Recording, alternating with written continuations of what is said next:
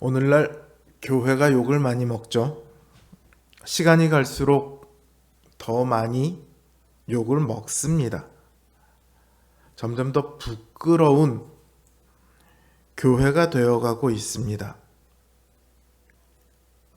그런데 정작 신자들에게 물어보면요, 사실 그렇게까지 부끄러울 만한 일을 한 거는 없습니다. 통계를 봐도요, 일반인에 비해서 기독교인의 범죄율은 일반인에 비해서 3분의 1 정도밖에 안 됩니다. 그러니까 나쁜 일을 하는 사람이 없지는 않지만 열심히 신앙생활하는 분들이 훨씬 많습니다. 그런데 왜 교회 다니는 게 점점 더 부끄러운 일이 되어가고 있을까요? 기준이 다르기 때문이에요. 예전에 한 방송에서 이렇게 말하는 분이 있었어요. 어딜 내놔도 부끄럽지 않은 자녀, 그리고 어딜 내놔도 부끄러운 남편. 우스갯소리로 한 말이지만요, 우리가 여기서 생각해 볼 것은 이 부끄러움의 기준이 어딨냐는 거예요. 자기 자신의 기준에 부끄러운 것일까요? 보통 그럴 때는 불만족스럽다고 하지 부끄럽다고 하진 않아요. 남들 보기에 부끄러운 거죠. 기준이 내가 아니라 외부에 있습니다. 많은 신자들은요, 나는 나름 할 만큼 신앙생활 하는 것 같은데 라고 생각을 해요. 이 정도면 충분히 열심히 하는 것 같은데? 이렇게 생각을 하죠. 근데 여기 나름이라는 말은요, 기준이 자기에게 있다는 거예요. 내가 생각하기에 할 만큼 한 것 같은데 여기에서 차이가 나오는 거예요. 다른 사람들이 보기에는 부족하거든요. 여러분, 믿지 않는 사람들이 교회에 대해 가지는 기준이요, 신자가 교회에 대해 가지는 기준보다 훨씬 더 높고 엄격하다는 사실 아세요? 믿지 않는 사람들이요, 교회에 훨씬 더 교회가 교회다운 모습을 가지기를 바랍니다. 너 그렇게 왜 못해? 그렇게 왜 안 해? 이렇게 하는 기준이 훨씬 더 엄격하고 무거워요.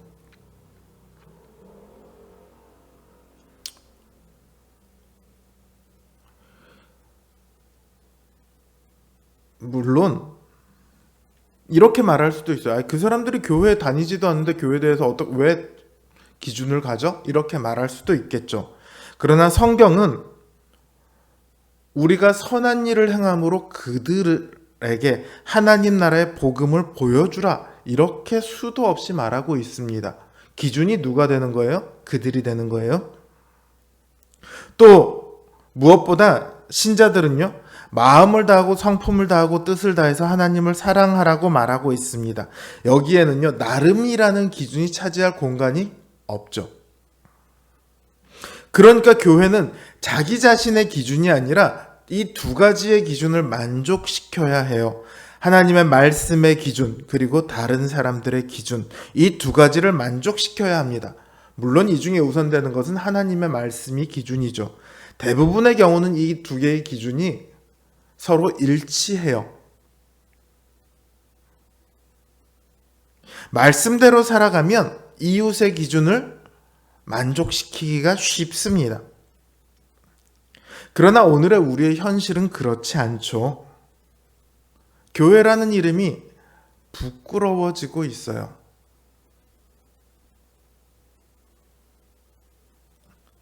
그런데 그거 아세요? 하나님께서는 교회를 부끄러워하지 않으신다는 사실이요. 예수님께서는 교회를 위해 하나님의 저주를 상징하는 십자가 지시기를 조금도 부끄러워하지 않으셨습니다.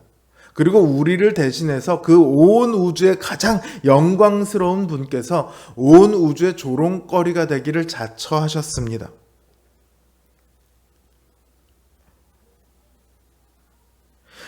그러나 그럼에도요, 교회 스스로 부끄러운 일을 좋아할 수는 있어요. 오늘 본문의 이스라엘이 그렇습니다. 그들은 부끄러운 일을 좋아한다. 하나님께서 그렇게 딱 잘라서 말씀하세요. 하나님께서는 에브라임으로 대표되는 이 북이스라엘이 우상과 연합하였다. 이렇게 말씀하세요. 그들이 그렇게 되기까지 하나님께서 그냥 내버려 두셨을까요? 계속해서 말씀하시고 또 여러 가지 일들을 그들을 위해 행해 주셨어요. 그럼에도 그들은 마치 완강한 암소와도 같아서 아무리 권면하고 달래도 전혀 하나님께 돌아오려 하지 않습니다. 그들은 이방인의 신전에서 마시고 음행하기를 좋아합니다. 하나님은 이 일을 두고 부끄러운 일을 그들이 좋아한다 이렇게 말씀하세요. 이제 그런 그들에게 하나님께서는 더 이상 좋은 말로 권면하지 않으세요. 부드러운 말로 타이르지 않으실 겁니다. 하나님께서는 그들이 좋아하는 그 일로 인해 그들의 삶이, 그들의 후손이, 그들의 나라가 부끄러운 일을 당할 것이다 이렇게 말씀하세요. 부끄러운 일을 좋아하는 자는 어떻게 된다고요? 부끄러운 일을 당하게 될 것이다. 하나님께서 그들을 부끄러워하시는 것이 아니라 그들이 스스로 부끄러운 일을 좋아하여 결국 부끄러운 자리, 수치스럽고 비참한 자리로 나아가고 있는 거죠. 온 우주가 그들을 손가락질하며 조롱할 겁니다. 이들이 부끄럽다는 말을 듣게 되는 가장 큰 이유는요, 그들이 하나님을 떠났기 때문이에요. 온 우주의 가장 귀한 복을 스스로 발로 걷어차버렸으니까요. 세상에서 가장 어리석은 자로, 멍청한 자로 조롱받아 마땅하죠. 주님께서는요, 그런 이들을 위해 이 땅에 오셨습니다. 죄인들이 받아야 할 모든 수치와 조롱을 대신 다 받으셨습니다. 그리고 그 교회의 머리가 되셔서 더 이상 교회에 수치가 없게 하셨습니다. 교회는 주님으로 인해 길갈되었어요. 길갈의 뜻이 뭡니까? 수치가 굴러간다 아닙니까? 수치가 사라지는 거예요. 교회는 이제 수치가 아니라 거룩하고 영광스러운 주님의 몸이라는 이름을 갖게 되었습니다. 그럼에도 안타깝게 우리 안에는 여전히 부끄러운 삶을 좋아하는 마음이 있습니다. 하나님이 아니라 다른 것들을 더 사랑하는 마음이 있습니다. 그런 것들이 다 우상이거든요. 조금 엄격하게 말씀하시는 분은요, 하나님께서 우리에게 주리라 약속하신 복들조차 우리에게 우상이 될 수 있다. 이렇게 말씀하세요. 그러니까 우리는 하나님께서 주리라 한 복을 믿는 게 아니라 하나님을 믿어야 한다는 거죠. 우리를 위해 모든 것을 다 내어주신 그 주님을 생각한다면 다시 부끄러운 삶으로 돌아가서는 안 되지 않겠습니까? 15절을 보면요, 유다는 죄를 범하지 못하게 하시리라 그렇게 말씀하시면서 유다에게 뭐라고 말씀하시냐면, 너희는 길갈로 가지 말며 베다웬으로 올라가지 말며 여호와의 사심을 두고 맹세하지 말라 이렇게 말씀하세요. 이렇게 보면 이게 무슨 뜻인가 싶지만 아모스서 4장 5절, 5장 5절을 보면요, 이 뜻이 무엇인지 대충 알 수 있어요. 아모스서 5장 5절에서는 이렇게 말합니다. 베델을 찾지 말며 길갈로 들어가지 말며 브엘세바로 나아가지 말라. 오늘 15절 말씀과 굉장히 비슷하죠? 사실 뜻도 같아요. 길갈은 원래 이스라엘 민족이 출애굽해서 가나안 땅에 들어올 때 할례를 행했던 곳으로 이스라엘의 수치가 굴러간 곳입니다. 굉장히 특별한 장소죠. 그러나 그 길갈이 후에는 우상 숭배의 장소로 바뀌었습니다. 또 여기 베다웬이라고 하는 곳은요, 베델을 말해요. 베델의 뜻이 뭐죠? 하나님의 집이죠. 베다웬이라는 이름은요, 죄의 집이라는 뜻입니다. 베델의 여로보암이 우리를 구원하신 하나님이시다라고 하면서 거기다 금송아지상을 놔두거든요. 그게 북이스라엘이 멸망할 때까지 계속해서 없어지지 않아요. 그래서 베델은 우상 숭배의 장소가 됩니다. 그리고 여기 보면 하나님의 사심을 두고 맹세하지 말라 이렇게 말을 하는데요. 아모스서 5장 5절에선 브엘세바로 나아가지 말라 이렇게 말씀하고 있어요. 브엘세바에 가면요, 맹세의 우물이 있어요. 그러니까 오늘 이 말씀은 그냥 여호와의 이름으로 맹세하지 말라 이런 말씀이 아니라 브엘세바를 가지 말라는 거예요. 왜냐하면 브엘세바는요, 우상의 장소가 되어 있거든요. 그러니까 유다에게 지금 하나님께서 뭐라고 얘기하십니까?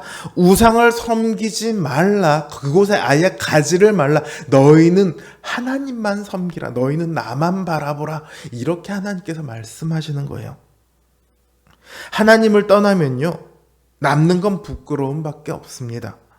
신자는, 그리고 교회는 부끄러운 일들에서 돌아서서 오직 하나님만을 섬기고 하나님만을 추구해야 합니다. 다른 것을 사랑하는 것이, 다른 것을 추구하는 것이 신자에게는 가장 부끄러운 일입니다. 모든 문제가 여기서부터 시작하거든요. 우리가 오직 하나님만을 섬기고 하나님만을 추구할 때 신자들은 부끄럽지 않은 신자로, 교회는 부끄럽지 않은 교회로 그 모습을 보일 수 있을 겁니다. 바라기는 마음을 정하여 부끄럽지 않은 신자로 한평생을 살아가시는 우리 성도님들, 그리고 우리 노원성도교회 되기를 주님의 이름으로 기원합니다. 주신 말씀 생각하며 그리고 각자의 기도 제목을 놓고 기도하는 시간을 갖겠습니다. 기도합니다.